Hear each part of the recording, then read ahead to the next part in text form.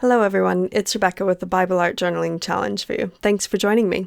We are in week 7 and we're using 1 John chapter 4 verse 18. But before I tell you about it, I want to get started by showing you my die cutting machine. I'm going to be cutting some shapes out using my Tim Holtz Alterations steel ruled Sizzix die called Tiny Tabs and Tags.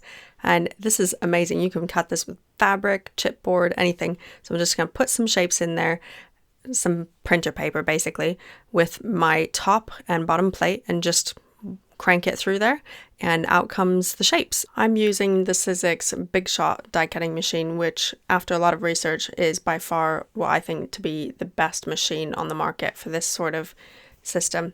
So you can see here that I also love to make swatches, which helps me with my creative process. So I had some ideas in mind and I just had a look at what I could do with them and then set them aside while I took the tags that I had cut out and put them along the side of my Bible page because I wanted to use them to illustrate some words that I wanted to pull out of the scripture for this week. So I did a bit of deciding, swapping them around and trying different things until I was perfectly happy with the way they were laid out. And then I got my micron pens. I had a few different sizes I wanted to test out, so I wrote them on a scrap paper what the number was of the different pens so I wouldn't get confused, and then used my thinnest one to trace out my tags that I had cut. I only needed my die cut shapes to be as thin as printer paper because, as you can see, I'm simply going ahead and tracing around the shapes, but I could have very easily done them with thicker, even fabric, anything like that, with those thick steel rule dies, and it would enable you to do any number of things. You can even put the papers into the Bible. So I went ahead and cut a piece of paper to put underneath. It was actually a mixed media piece of paper, so it's a little bit like watercolor in thickness, watercolor paper, and went ahead and put that behind my Bible page to give me a little bit of sturdiness. And I'm using some of my favorite, which is the Neocolor 2 watercolor crayons, to go ahead and just give some color to my tags.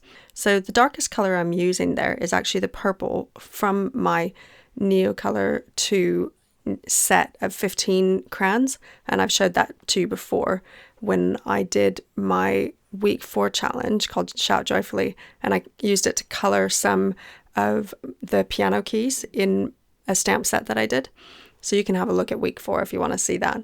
But here I've used that darkest color purple from that set, and then I have also added additionally what some people call rose pink, and it actually is just called pink, which is kind of my middle color of pink there. And then my lightest color of pink is called salmon pink. And I've just used those 3 colors to add a little bit of variation between the edges and possibly where the lighting may be coming from. So I've tried to pick it coming from the top right. So if that's my light source, then everything kind of gets darker towards the bottom left. And I haven't done a brilliant job of that all the way through, but I've tried my best. And really that's what this is about. It's just having fun in God's presence, not trying to get everything just so or perfect. My process is pretty simple here. I'm just using a small round brush. I'm scribbling on some of my watercolor crayon onto my Ranger craft mat, and then just putting it onto the surface of my painting, kind of pushing towards the edge of my tag, as you can see there. When I need water, I clean my brush with the top jar and I get fresh water that's clean from the jar next to it. This system of using 2 jars of water, where one is for dirty and one is for clean, is something which really helps when you're using acrylic and watercolor, because then you make sure that you're not getting a muddy picture that you're painting, because you're using the freshest color that you can without having it muddied with colors that you've used previously. So it is a good system. It's not particularly intensively important when we're Bible art journaling because we're using so little of the color, but it's a good practice to have. I want to read this week's verse to you. It's 1 John chapter 4, verse 18. It says, "There is no fear in love, but perfect love casts out fear, because fear involves punishment, and the one who fears is not perfected in love. As a side note, you might notice that the next verse on, verse 19, says, "We love because he first loved us," which really ties into a previous challenge that we recently had. But that aside, I want to talk about verse 18, where it says that there's no fear in love, but perfect love casts out fear. If we're experiencing fear of any kind in our life, we're in need of a greater encounter with Jesus, because God's perfect love casts out fear. It's as simple as that. If we have not experienced the fullness of his perfect love, we may live out of a perspective from what the Bible calls our old man, which is who we are before accepting him to be the Lord of our life. We have absolutely nothing to be afraid of in life, and if we're experiencing fears of any kind, we need to ask God to come and encounter us with his perfect love so we can rest in the freedom offered to his children. You may have noticed that I added a little bit of color directly under each of my tags, and that was actually using light gray and steel gray just to add a little bit of a shadow, which helps them pop off the page. But on to this section. Here I took my little miniature alphabet stamp set and began to use a ruler to help me line up my lettering while I stamped with my archival ink, which is an oil-based ink, so it wouldn't spread on the surface at all. And every time I stamp my stamp into the ink, I immediately take it over to my scrap paper first, just to ensure that I get it just right and don't have anything surprise me with a crooked stamp. As you may have seen, I may have ended up doing that with my C, which would have been a little bit disastrous.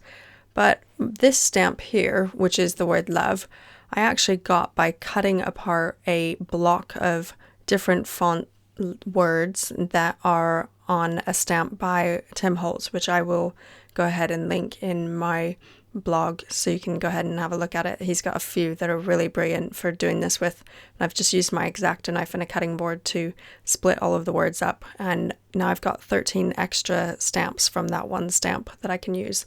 I purchased this little miniature set of alphabet stamps from Hobbycraft here in the UK, and I will look online to see if I can find anything like it in the US. I know a lot of you are joining in from America, and I have a few different sets, so I'll see if I can find anything similar for you to link on my blog.